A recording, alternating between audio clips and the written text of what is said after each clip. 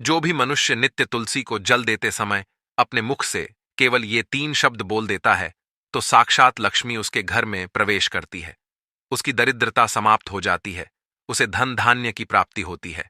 देवी सत्यभामा कहती है, हे प्रभु, मैं इस कथा को पूरा अवश्य सुनूंगी, आप मुझे तुलसी के मंत्र का महात्म्य सुनाइए।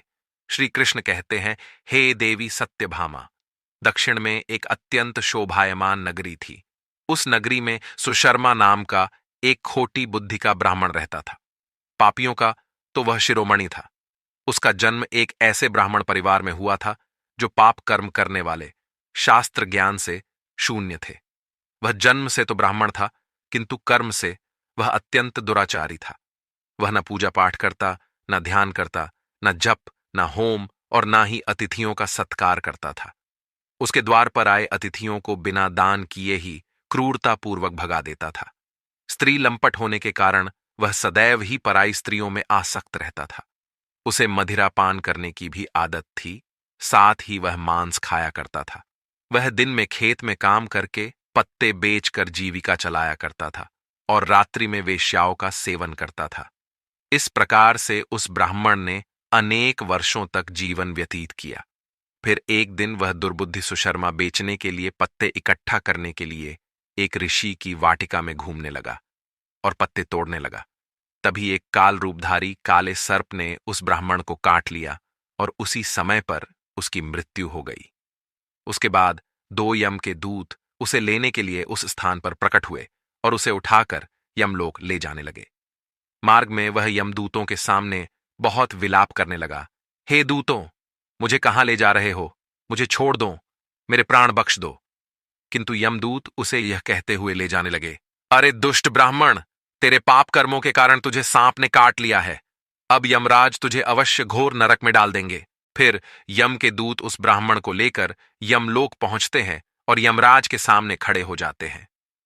चित्रगुप्त उस ब्राह्मण का लेखा जोखा निकालते हैं और यमराज से कहते हैं, हे धर्मराज, इस ब्राह्मण ने बचपन से लेकर मृत्यु तक पाप ही पाप किया है, इसने कभी कोई पुण्य का काम नहीं किया है।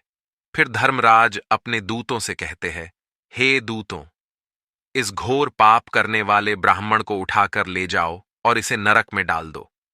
फिर यम के दूत उस ब्राह्मण को ले जाते हैं और नरक की भयंकर अग्नि में धकेल देते हैं।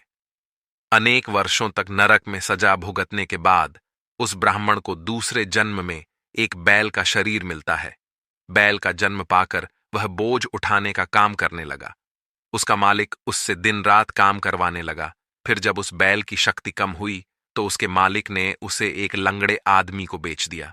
उस लंगड़े आदमी ने उस बैल को खुद का बोझ उठाने के लिए उपयोग किया।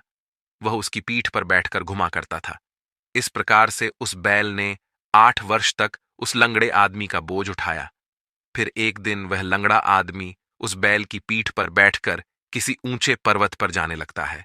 उस पर्वत पर बहुत देर तक चढ़ने के कारण वह बैल बहुत थक गया, उसकी शक्ति क्षीण हो गई और कुछ समय बाद वह बैल बहुत जोर से मूर्छित होकर जमीन पर गिर पड़ा और अंतिम सांसें लेने लगा। तभी वहां पर खड़े लोगों को उस बैल पर बड़ी दया आ गई और वे उसके मुख में पानी डालने लगे। फिर उन लोगों में एक पुण्यात्मा व्यक्ति था। उसने उस बैल का कल्याण करने के लिए अपना पुण्य उस बैल को दे दिया। उसे देखकर अन्य लोगों ने भी अपना अपना पुण्य याद करके कुछ पुण्य उस बैल को दे दिया ताकि उसे मुक्ति मिल सके। उसी भीड़ में एक वेश्या भी खड़ी हुई थी। सभी लोग अपना पुण्य उस बैल को दे रहे थे। यह देखकर उस वेश्या ने भी अपना पुण्य उस बैल को दे दिया। कुछ देर बाद उस बैल की मृत्यु हो जाती है। फिर उस स्थान पर यमदूत आते हैं और उस बैल के शरीर से उस ब्राह्मण की आत्मा को निकालकर यमलोक ले जाते हैं। यमलोक ले जाने पर उसे यमराज के सामने खड़ा किया जाता है और फिर चित्रगुप्त उसका लेखा जोखा देखते हैं तो वे आश्चर्य में पड़ जाते हैं। उस वेश्या के द्वारा उस बैल को दिया हुआ पुण्य बहुत बड़ा होता है। उस पुण्य के प्रभाव से उसके सभी जन्मों के पाप नष्ट हो जाते हैं। फिर यमराज उस ब्राह्मण के सभी पाप क्षमा करते हैं और कहते हैं, हे ब्राह्मण, उस वेश्या ने तुझे अपना पुण्य देकर तुझ पर बड़ा उपकार किया है। केवल उसी के पुण्य के कारण तुम्हारे सब जन्मों के पाप नष्ट हो गए हैं और यमराज उसे फिर से मनुष्य जन्म प्रदान करते हैं। इस बार वह पृथ्वी पर आकर एक उत्तम ब्राह्मण कुल में जन्म लेता है। उस महापुण्य के प्रभाव से उसे इस नए जन्म में अपने पूर्व जन्म की बातें याद आने लगती है। जब वह ब्राह्मण बड़ा हो जाता है तो उसे याद आता है कि पिछले जन्म में जब वह बैल था तब एक वेश्या ने उसे उसका पुण्य दे दिया था। इसीलिए उसके मन में उस वेश्या के बारे में जानने की इच्छा होती है और उस महापुण्य के बारे में जानने के लिए उस वेश्या का पता लगाकर उसे ढूंढते हुए उसके नगर में चला जाता है। वह वेश्या अब बूढ़ी हो चुकी थी। फिर जब उसे वह वेश्या मिल जाती है तो वह उसके सामने जाकर उसे बार बार प्रणाम करता है और उस वेश्या का धन्यवाद करने लगता है।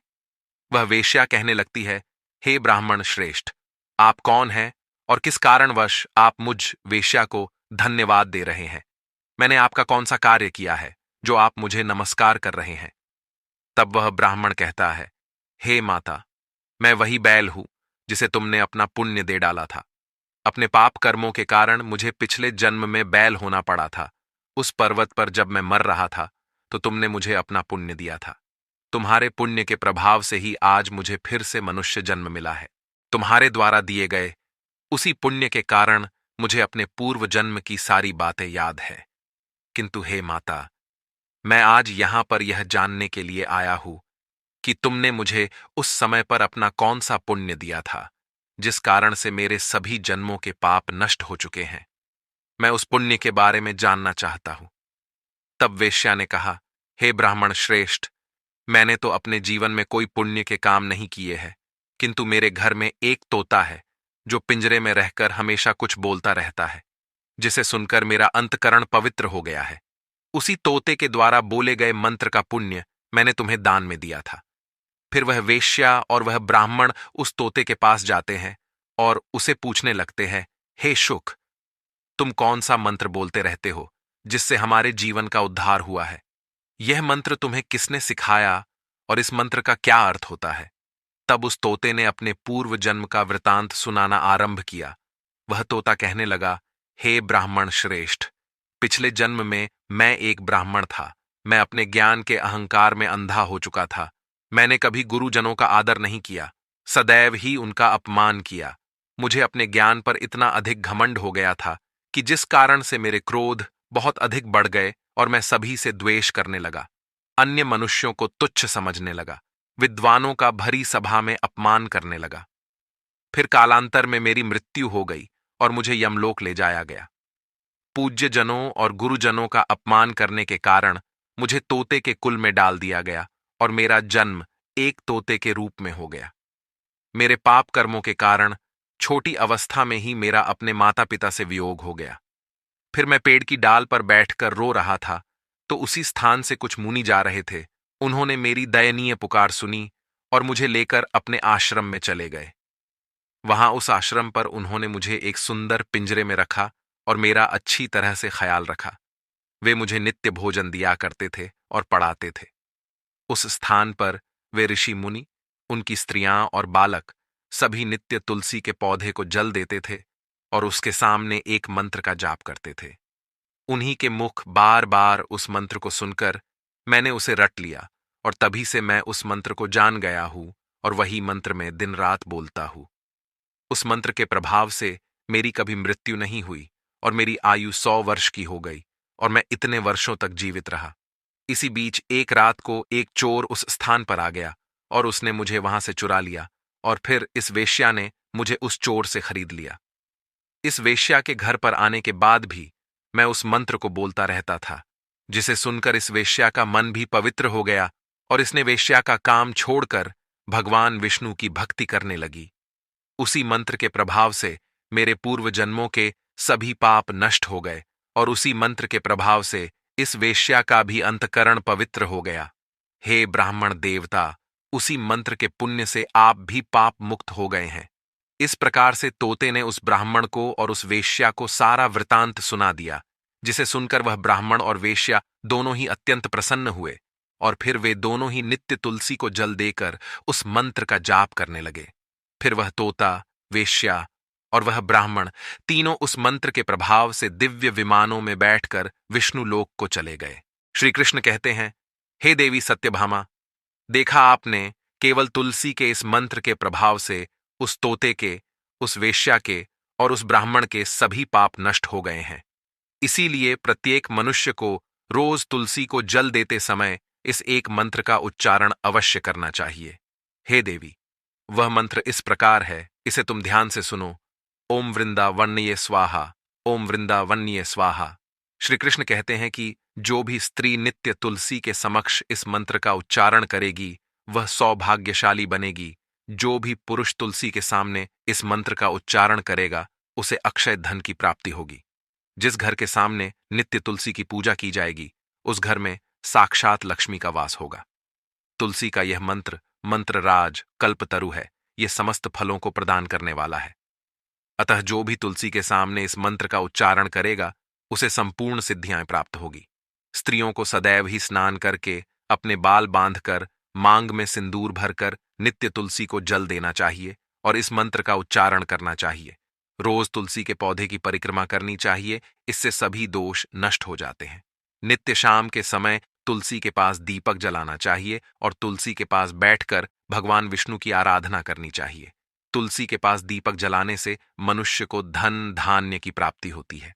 हजारों अमृत के घड़ों से नहलाने पर भी श्री हरि को उतनी तृप्ति नहीं होती जितनी वे मनुष्यों के द्वारा तुलसी का एक पत्ता चढ़ाने से प्राप्त करते हैं। 10,000 गाय के दान से मानव जो फल प्राप्त करता है वही फल तुलसी पत्र के दान से पा लेता है। जो मृत्यु के समय अपने मुख में तुलसी पत्र का जल पा जाता है वह संपूर्ण पापों से मुक्त होकर श्री कृष्ण के धाम जाता है।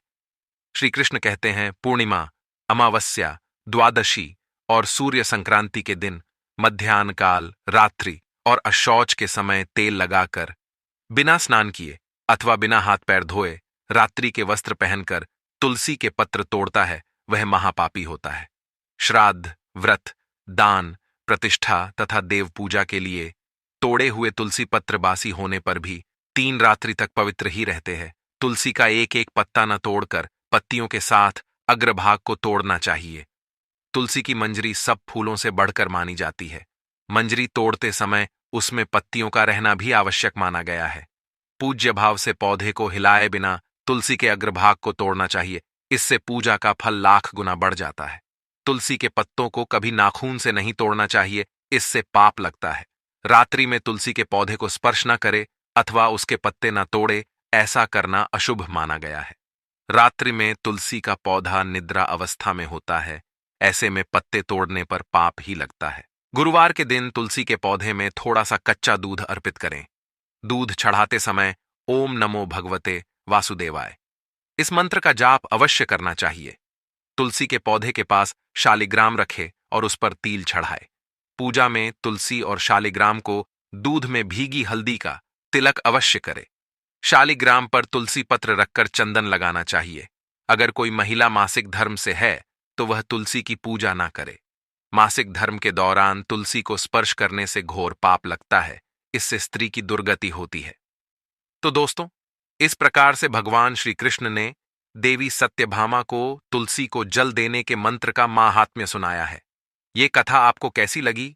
कमेंट करके अवश्य बताएं।